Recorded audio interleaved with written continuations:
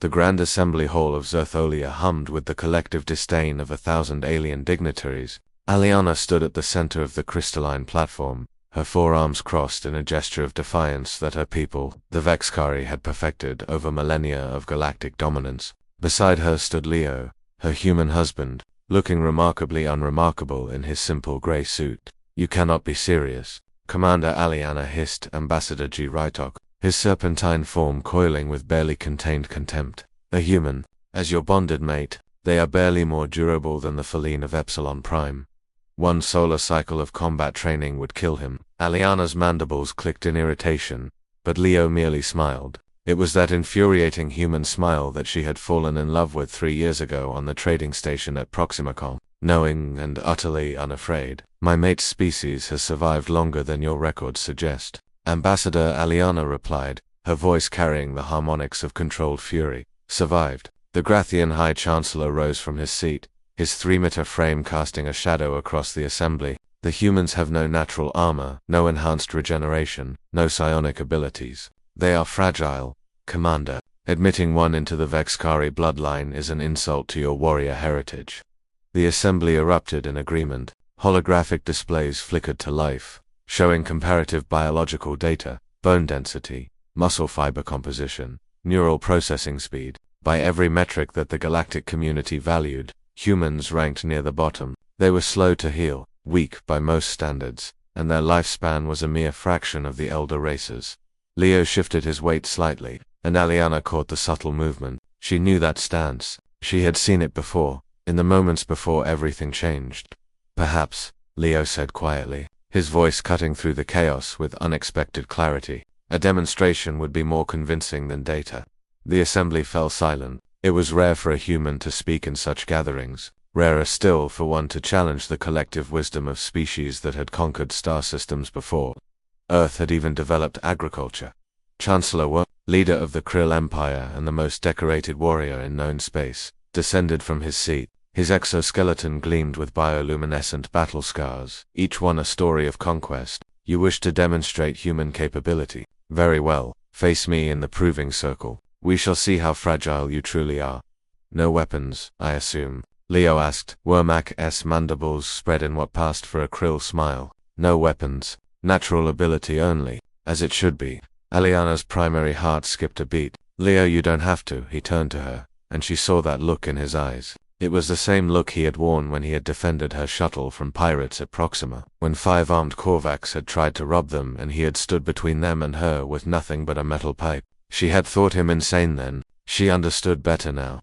"Trust me," he whispered. The assembly cleared a space, and the proving circle activated a spherical arena suspended in gravitational stasis, visible to all. Wermak entered first, his massive form radiating confidence. Leo followed, and the contrast was almost comical. Where Wermak stood nearly 3 meters tall with armor plating that could deflect plasma fire, Leo was barely 1.8 meters, his skin exposed and vulnerable that the combat began. Wermak lunged with the speed of a creature evolved for predation, his claws extended to incapacitate rather than kill. Leo moved, not away, but into the attack, his body twisting in a way that seemed to violate basic physics. His hand caught Wermak's wrist, redirecting the momentum, and suddenly the massive Krill warrior was off balance. What happened next would be analyzed in tactical academies for years to come. Leo didn't fight like the galactic species fought. He didn't rely on superior strength or natural weapons. Instead, he used leverage, timing, and something that the assembly would later identify as pattern recognition speed.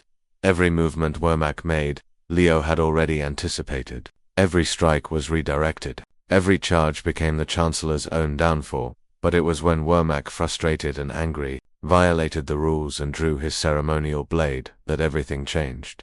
The energy sword hummed to life, and the assembly gasped. Drawing a weapon in the proving circle was grounds for execution, but Wermak had lost himself to rage. He swung the blade at Leo's torso, a killing blow meant to end the human's presumption. Permanently, Leo's hand shot out.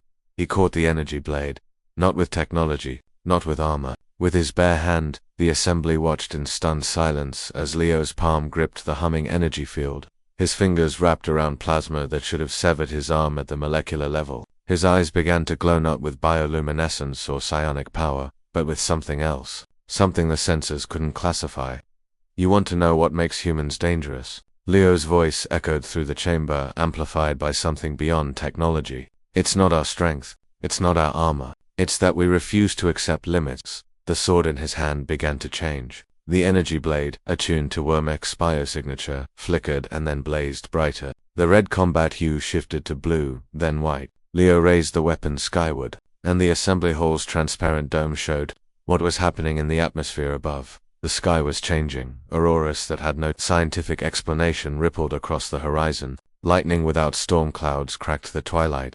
Energy readings spiked across every spectrum as Leo's consciousness somehow interfaced with a planetary defense grid through nothing but willpower and the sword in his hand. Humans don't have natural weapons, Leo continued, his voice resonating with something ancient and terrifying. We make them. We don't have armor. We invent it. We don't accept our biology as destiny. We transcend it. Every species in this galaxy evolved to fill a niche. Humans evolved to remake the niche until it fit us. He released the sword, and it clattered to the ground, its energy field dissipating. Leo's eyes returned to normal, and he stood there, breathing hard but unharmed. The burns that should have covered his palm were already healing. The pain management systems in his brain already compartmentalizing the trauma.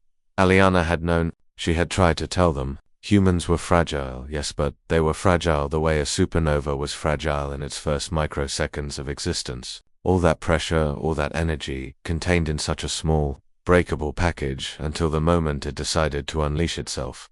Chancellor Wormak knelt. It was an unprecedented gesture. I withdraw my objection. One by one, the assembly members stood and bowed, some in respect, others in fear, all in recognition. Leo walked back to Aliana, his hand finding hers. Can we go home now? He asked quietly. I think I pulled something. She laughed, the sound mixing relief and pride. You're insane. No, he corrected, wincing slightly as his overstressed muscles began reporting their complaints. I'm human. We're all a little insane. That's what makes us terrifying. As they left the assembly, the holographic displays continued to flicker with data that made no sense. The readings from Leo's demonstration defied every known law of biology and physics. Human DNA wasn't just code, it was a choice, an evolutionary strategy that prioritized adaptability over specialization, potential over certainty. The galaxy had spent millennia perfecting itself. Humans had spent that same time refusing to accept perfection as final. That night, as they returned to their quarters on Zer, Aliana held Leo close while he iced his hand and complained about the bureaucratic necessity of demonstrations. She thought about the assembly, about their shock and fear, about the way they had finally understood. Everyone had assumed her human husband was fragile. They weren't entirely wrong, but fragility, she had learned, was not the same as weakness. Sometimes the most breakable things were the most dangerous because they had nothing left to lose and everything to prove. And humans, she had discovered, always had something to prove.